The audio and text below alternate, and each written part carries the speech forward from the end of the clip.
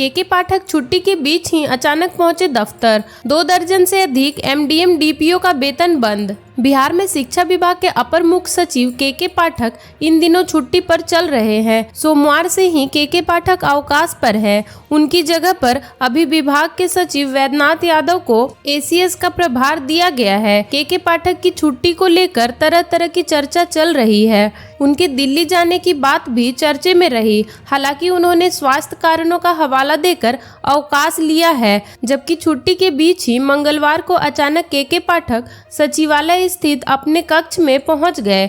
उधर बिहार के 34 MDM DPO का वेतन भी बंद कर दिया गया है। केके पाठक के आदेश पर ये कार्रवाई की गई है। दूसरी ओर कुलपतियों का एक ग्रुप राजभवन पहुंचा और अपनी नाराजगी उन्होंने राज्यपाल के समक्ष रखी। मंगलवार को बिहार के विभिन्न विश्वविद्यालयों के कुलपतियों ने राज्यपाल सह कुलाधिपति राजेंद्र विश्वनाथ आलेरकर से मुलाकात की। शिक्षा विभाग के पदाधिकारियों द्वारा उनके साथ किए गए बर्ताव से अवगत कराया। उन्होंने राज्यपाल को बताया कि शिक्षा विभाग द्वारा अपने अधिकार क्षेत्र से बाहर जाकर विश्वविद्यालयों के कार्यों में आवश्यक हस्तक्षेप किया जा रहा है। इसमें शैक्षणिक एवं अन्य गतिविधियों पर प्रतिकूल प्रभाव पड़ रहा है। उन्होंने शिक्षा विभाग से जुड़ी अन्य परेशानियां एवं विश्वविद्यालय की समस्याओं से भी उन्हें अवगत कराया। राज्यपाल ने कुलपतियों को इस संबंध में आवश्यक दिशा निर्देश देते हुए समुचित कार्रवाई का आश्वासन दिया।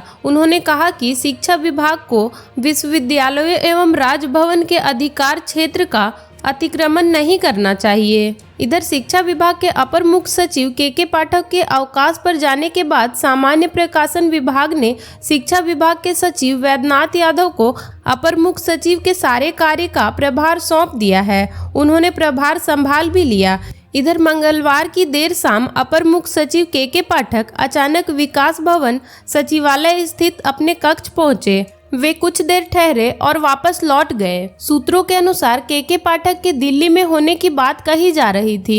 वे 16 जनवरी तक अवकाश पर हैं। सूत्र बताते हैं कि इस बार वैद्यनाथ यादव नीतिगत फैसला भी ले सकेंगे। मालूम हो कि 13 जनवरी को करीब 1.25 लाख शिक्षकों को नियुक्ति पत्र भेजा जाना है। चिराग पासवान ने हाजीपुर सीट पर फिर ठोकी दावेदारी। 16 जनवरी को संकल्प महासभा में दिखाएंगे ताकत। हाजीपुर लोकसभा सीट पर लोक जनजाति पार्टी के राष्ट्रीय अध्यक्ष सह सांसद चिराग पासवान ने एक बार फिर से अपनी दावेदारी ठोकी है। उन्होंने कहा है कि हाजीपुर सीट से भाजपा का उम्मीदवार ही चुनाव लड़ेगा। इस बात में कोई संदेह नहीं है। वो राघवपुर में आयोजित एक कार्यक्रम में शामिल होने पहुंचे थे, जहां उन्होंने कहा कि हाजीपुर और राघवपुर उनका घर है। बचपन से ही वो अपने पिता की उंगली पकड़कर यहां आते रहे हैं। चिराग पासवान ने कहा कि उनके पिता रामविलास पासवान जो काम अधूरे छोड़कर गए हैं उसे पूरा करना उनका नैतिक कर्तव्य है। लोजपा के राष्ट्रीय अध्यक्ष चिराग पासवान ने शिक्षा मंत्री चंद्रशेखर द्वारा राम मंदिर को लेकर दिए गए विवादित बयान पर उनकी निंदा करते हुए कहा कि राजद मंत्रियों का अपने विभाग पर ध्यान कम और सनातन धर्म को गाली देने पर इतना ज्यादा क्यों है, ये समझ से परे है। क्या उन्हें इस बात का एहसास नहीं है कि यह तमाम बातें आस्था से जुड़ी हुई है, कहीं न कहीं आप लोगों की भावनाओं को आहत कर रहे हैं। उन्होंने यह भी कहा कि उन लोगों के पास और कोई मुद्दा नहीं है, राजनीति करने के लिए इस तरह का बयान देते रहते हैं। इस तरह का बयान देने वाले मंत्रियों को तत्काल बर्खास्त करना चाहिए। लोजपा कितने सीटों पर चुनाव लड़ेगी, इस सवाल के जवाब में उन्होंने कहा कि जल्द ही इसकी औपचारिक घोषणा कर दी जाएगी। इस दौरान मौके पर मौजूद पार्टी कार्यकर्ताओं से चिराग पासवान ने 16 जनवरी को हाजीपुर के अक्षय वट राय स्टेडियम में विशाल संकल्प महासभा की तैयारी में जुट जाने का आह्वान किया। भागलपुर में खून से सनकर खत्म हुई चंदा चंदन की प्रेम कहानी। बीच सड़क पर पिता और भाई ने गोलियों से भूना। भागलपुर के पुलिस जिला नवगछिया अंतर्गत गोपालपुर थाना के नवटोलिया में ओनर किलिंग में पति पत्नी और मासूम बेटी की हत्या गोली मारकर कर दी गई। युवती के लव मैरिज से नाराज युवती के पिता और भाई ने मिलकर इस तिहरे हत्याकांड को अंजाम दिया। ग्रामीणों के बीच चर्चा है कि ओनर किलिंग का आरोपित पिता पप्पू सिंह अपनी पुत्री चंदा कुमारी व दामाद चंदन कुमार को देखता तो उसका खून खौल जाता था। दोनों की शादी के बाद पप्पू सिंह के दिल में यह बात कांटे की तरह चुभ रहा था। वह दोनों को रास्ते से हटाने का मन बना चुका था। वह दोनों की शादी से बेहद खफा था।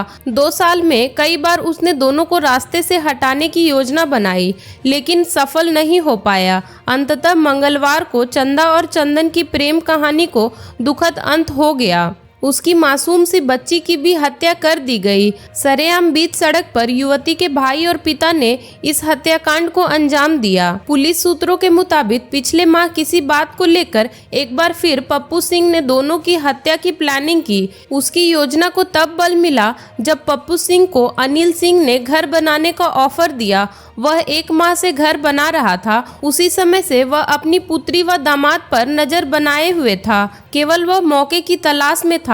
लोगों का कहना है कि मकान बनाने के दौरान भी कुछ लोगों ने पप्पू सिंह पर कमेंट किया, जिससे वह विचलित हो गया। चंदा कुमारी उर्फ चांदनी कुमारी अपने पति के साथ रोजाना दोपहर के बाद पति चंदन कुमार के साथ नए घर से सास ससुर की सेवा करने के लिए जाते थे। पुत्री को रोजाना पति के साथ आते जाते पप्पू सिंह देखा करता था। पप्पू सिंह ने अनिल सिंह का घर बनाते हुए पुत्री व दामाद की हत्या के लिए षड्यंत्र रचा। मंगलवार को उसकी क्रोध ने आकर इस योजना को अंतिम रूप दिया। इसके लिए अपने पुत्र को भी तैयार किया। पप्पू सिंह ने इस घटना के लिए शाम का समय चुना।